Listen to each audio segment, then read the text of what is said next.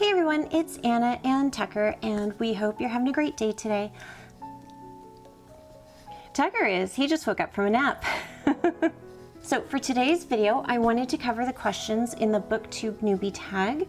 I wanted to celebrate that I reached over 50 subscribers, and so I want to thank everybody who has supported me so far. I thought this would be a good opportunity to share a little bit more about myself and about Tucker, and answer some of the questions that are going around YouTube that a lot of other booktubers are asking. Okay, so the first question is, why did you start this channel? Well, I started this channel because I have always loved reading, and I love sharing my love of reading with everyone around me. Unfortunately, not a lot of people around me are readers in real life. Most of my friends, you know, they're like medium readers. My kids are here and there readers, that type of thing. And so I wanted to try to build a community of people who love books, love everything about books, and I thought it would be really fun. I also have had some health challenges in recent years, and I went through a period of time, several years, where I really wasn't able to read. I really wanted to, but I wasn't able to, and so it got a little sad, and so I wanted to have something to encourage myself to try and get back into reading because I love it so much, and I have a lot of books that I refuse to get rid of, and so I should probably pick them up and start reading. Question 2 is, what are some fun and unique things you can bring to Booktube? Well, there's a few things that I can think of. One is that I'm quite an eclectic reader. I love to read all different kinds of genres. Some people call it mood reading. I don't necessarily go by my mood necessarily. I go by what speaks to me. Sometimes it's a really pretty cover. Other times it's a really intriguing synopsis, or it's an author that I love that has come out with a new book, or an old book that I didn't know they had. And so, I kind of pick up a little bit of everything. And so one of the things you can expect is for me to cover a wide range of books and topics. So if you are like me and you like a lot of different things, then you're probably in the right place. Also, because of various factors throughout my life, I split my time between reading physical books and reading audiobooks. And so I've read a lot of audiobooks in the last several years. I try to listen to several a month. And so I think it would be fun to bring in some audiobooks into the mix because I don't think they get quite enough attention personally from other booktubers. But I think that audiobooks are really important, and a lot of people listen to them. They enhance our lives in a lot of different ways that just reading books can't normally do. We can listen to an audiobook while we're doing chores, or while we're on our long commute drives, or while we're on a road trip, or plenty of other things where reading a physical book is not really able to be done in that moment. Also, there is of course Tucker, who is very adorable and very cute and loves to be my big helper, and so you can expect to see a little bit of Tucker in each video. The fourth question is, why do you love reading? I love reading because reading and books have the ability to take us outside of our own worlds and drop us into something completely foreign, whether it's just a different part of the world or a different time period, of the existing world, or, in terms of fantasy or science fiction. It just has the ability to create this magical place for us to go to and to escape. If we are feeling down, we can find books to lift us up, or we can find books that are also depressing, and we can commiserate together with the book on our feelings. I also love reading because it has a way of opening your eyes to different viewpoints, different thoughts, all kinds of different experiences that you yourself may not ever be able to experience, but you can experience it through the journey you go on when you read a book.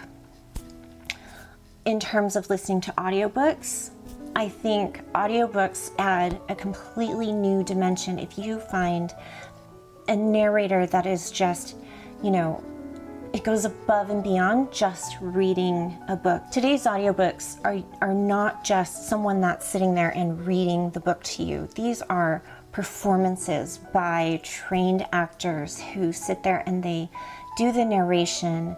They have different voices for each character. They are unique. You can tell the difference between each one. There are narrators that are very good at just really making what was already a very good story into an excellent story that you can really immerse yourself in. And I love that about audiobooks specifically. And so just in general, through reading, the more stories, the better. Question number 5 is, what book or series got you into reading? And the answer is, I have no idea. I have been a reader my entire life. I don't remember the first books that I read. They were the typical baby board books, I think. I have several books still from when I was a child, and they're just the typical picture books and everything, but I loved everything books. In terms of when I started to read more serious books, I was probably late elementary school, and there were several books that I read that really spoke to me. I remember Where the Red Fern Grows. I loved that book. I read that one in 4th grade. I read Little Women in 4th grade, and I think those particular books are kind of what really cemented my path to reading. When I was a little bit older, I got into romance and sci-fi and thriller books, and some of these books I'll share with you in a little bit, but I have always had books in my life, so it wasn't any particular book or series. I just kind of add on as I go to the ones that really give me joy and inspire me to read new things. Question number 6 is, what questions would you ask your favorite booktubers? The only question that I can really think of is, how do you pick which books to unhaul? I've been watching a lot of Booktube lately, and unhaul videos seem to be really, really popular right now. And they even inspired me to look through my shelves to figure out which books I could unhaul, partially to see if there was a video idea there that I could do to jump on that bandwagon or not.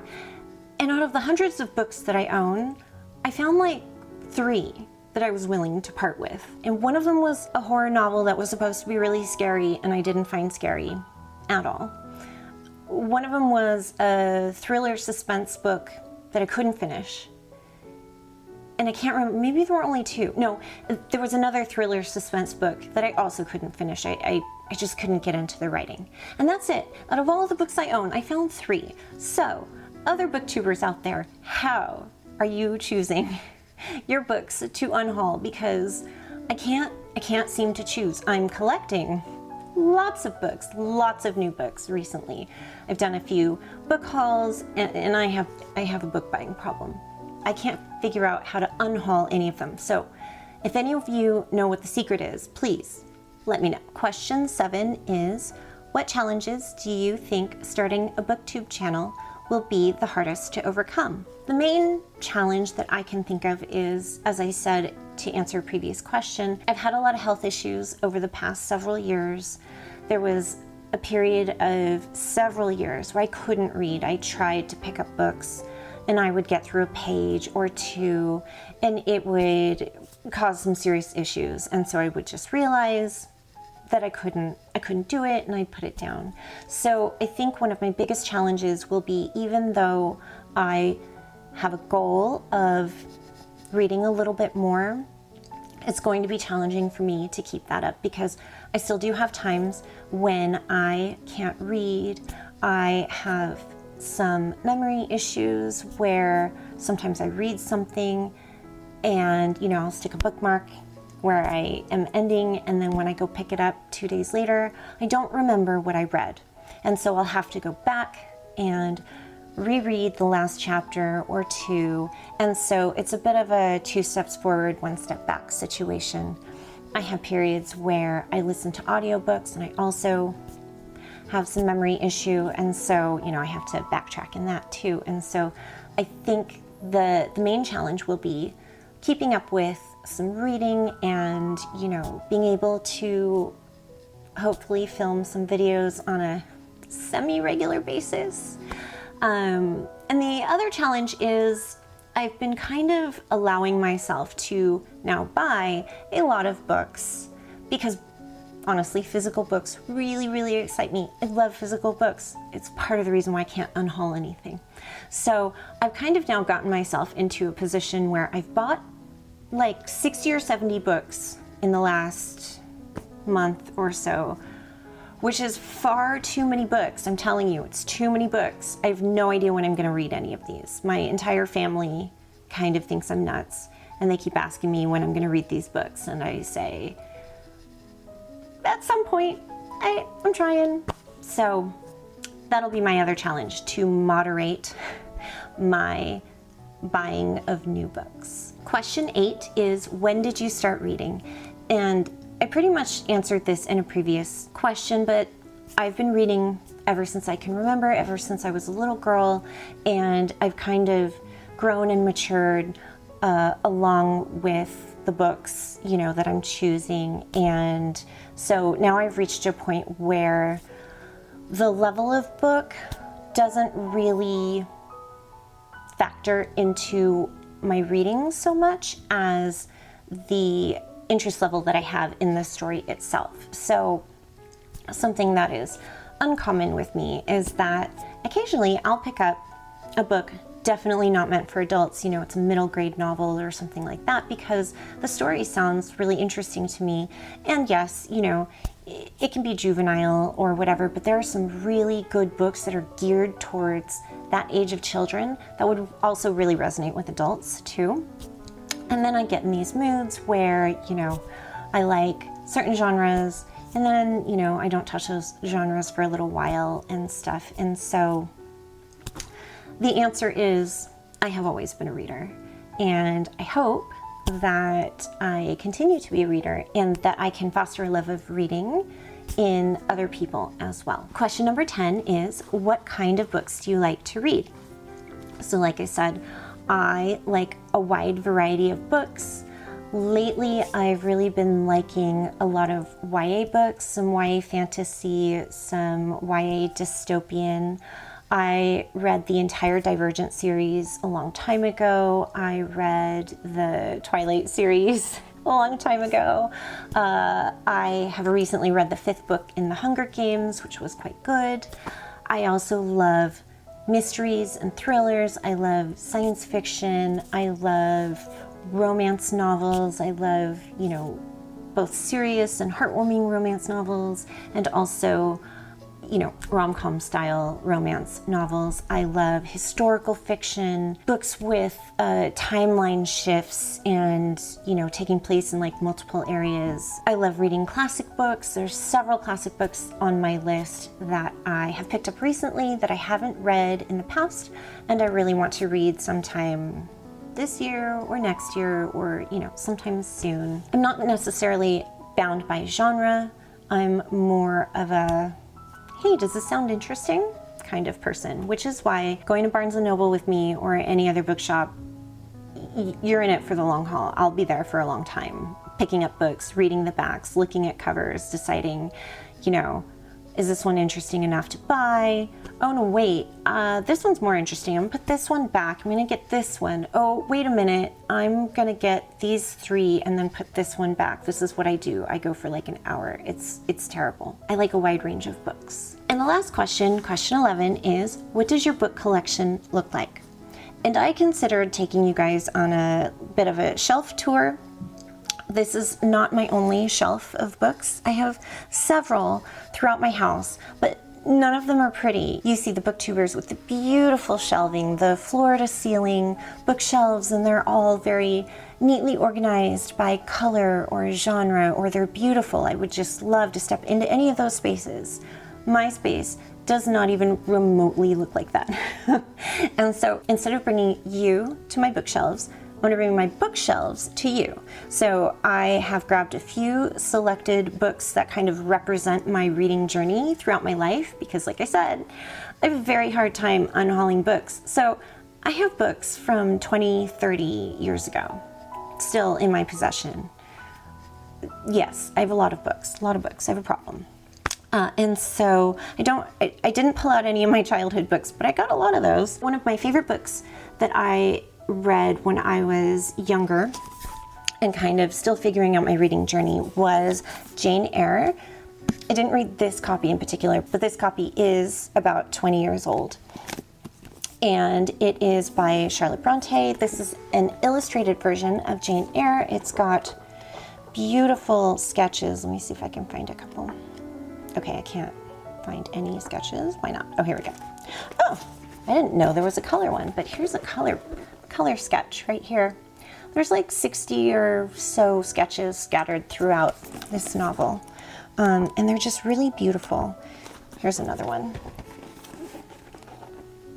And so this copy of my book has never actually been read because I want to keep it nice and neat, but one of my favorite books. If you haven't read it, I would highly recommend reading it. This is a Victorian romance novel at its finest. When I was a teenager, I was really big into fantasy and thriller and mysteries, and so one of my favorite authors was Christopher Pike. This particular book is The Midnight Club. This is an original copy. I've had it since I was a teenager. It's actually a Netflix series now, and so if you haven't checked that out, I would highly recommend it. But this was one of my favorites. Christopher Pike is a lot like R.L. Stine. He wrote a kind of mystery thriller with a little bit of, scary, supernatural kind of mixed in there. Another one of my favorite series when I was a teenager is The Secret Circle by L.J. Smith, who also wrote Vampire Diaries, which was also one of my favorite series. I also went through a really big romance novel phase when I was probably in my teens and 20s. So I've got several. This was one of my favorite series, the Sherbrooke Bride series by Catherine Coulter. Really good. I think there's like 10 or 12 books in this series, but it's Regency romance. It's very good. Another big author that I used to love a lot is Jude Deveraux, and this is one of the first books of hers that I read. It had been out for a while when I picked it up, but it's called River Lady, and I believe this is like a Western. This is like a Western romance. And another big romance author, you see, romance, lots of romance. Judith McNaught, and this is A Kingdom of Dreams. It's been a while since I read this one, but I think this is again like a Regency romance kind of book. Duke of Claymore, yeah, so Regency romance right here. I also would kind of get into my dad's books when I was a teenager. I get my love of reading from my dad, quite honestly, and my problem with not unhauling books, I also get that from my dad, because he keeps books like crazy. And so my dad was really into Anne Rice for a while.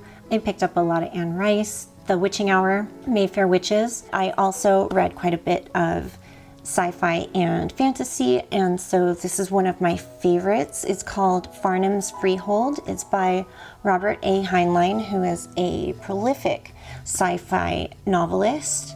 This one is quite good. It was, I think, written, I don't know, in the 60s or 70s. This is a really old copy, as you can see.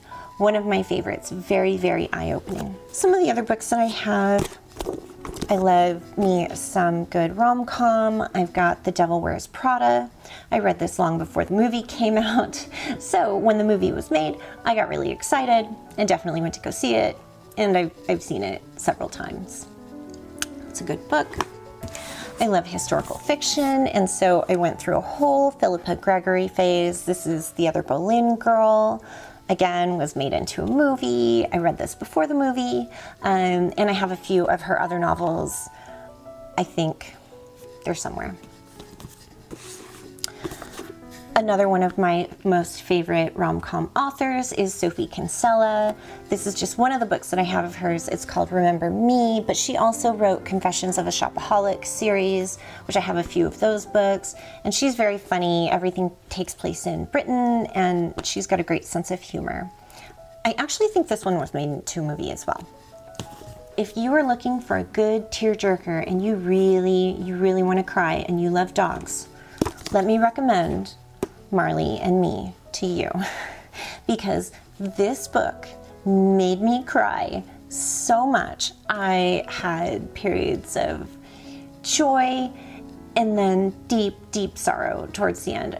Oh my gosh, I cried so much. This is such a good book. Again, also made into a movie, but I highly recommend this one, in particular if you love dogs, which of course I do. I also really love the Harry Potter series. This is the first one, The Sorcerer's Stone, but I have all 7. Harry Potter wasn't released until I was in high school, and so I didn't pick it up right away. I wasn't like a child, but the movies came out and I saw the first couple of movies and I really liked it, and I was quite interested in reading the books, and so I got the first couple, read them, and then from the 4th book on, I was one of those people waiting in those midnight lines for the next book release to come out. And so books 4 through 7, I diligently waited in line at midnight to pick up my ordered at the earliest moment possible copy of the latest Harry Potter book. And one of my current favorite series is a cozy mystery series by Rhys Bowen. It's called The Royal Spinus. This is not the first book. This is like the 6th book, I think. This is The 12 Clues of Christmas. So this is a Christmas novel in particular, but this is one of my favorites of this series. I think there's like 18 or 19 books in the series now, so there's quite a lot. But if you like cozy British mysteries that take place in the 1930s, I highly suggest this series right here. It's very good. And the last thing, as you can see, I have a lot of YA fantasy novels here. Most of these books here are from an Owlcrate subscription that I carried for like 3 years. I only recently stopped it because I was getting behind. I haven't actually read most of these books. Most of these have remained unread, but they're really pretty because they're all really special edition YA fantasy novels. And so this is one that I did read, Only a Monster, and so these books are beautiful. This is one of the earlier books that I read, and so, you know, they weren't quite so fancy. They got fancier in recent years, but they're pretty enough. And so that's pretty much it. That's a big tour of my shelves. The only thing I didn't show you is all the middle grade novels that I have for my kids. If you're interested in seeing any of those, let me know, and I'd be happy to share some middle grade recommendations that I have. But thank you so much for joining me today and learning more about me. I hope that you learned a little bit. One of my big hopes for this channel is to foster a community within this channel where we talk about all kinds of different books and, you know, share our reading journeys together. So feel free to leave me a comment below. I'd be happy to connect with you in that way. If you want to follow me on Instagram, feel free to find my Instagram handle. It's the.reading.retriever. And I hope you have a great day, and I'll see you later. Bye.